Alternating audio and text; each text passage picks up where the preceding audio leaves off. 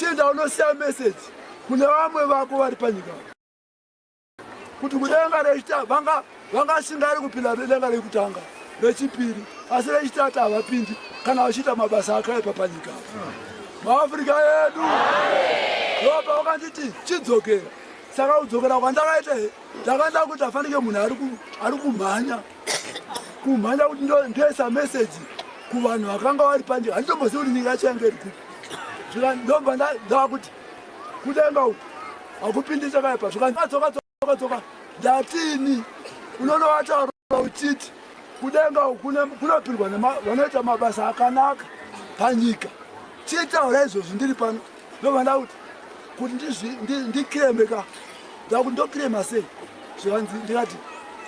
kudenga retatu kunopindwa nemabasa akanaka kunopindwa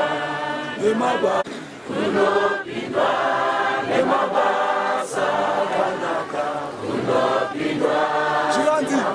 zvikanzi chimhanya saka ndakaenda kundomhanya kudenga retatu kunopindwa nemabasa akanaka kunopindwa nemabasa retatu kunopindwa nemabasa akanaka kunopindwa nemabasa makauru kunopindwa nemabasa akanaka kunopindwa nemabasa retatu kunopindwa nemabasa akanaka kunopindwa nemabasa retatu kunopindwa nemabasa akanaka kunopindwa nemabasa retatu kunopindwa nemabasa akanaka kunopindwa nemabasa retatu kunopindwa nemabasa akanaka kunopindwa nemabasa retatu kunopindwa nemabasa akanaka kunopindwa nemabasa Jesu kunopindwa nemabasa akanaka kunopindwa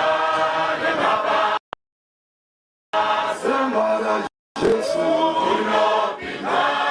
nemabasa akanaka kunopindwa nemabasa kunopindwa nemabasa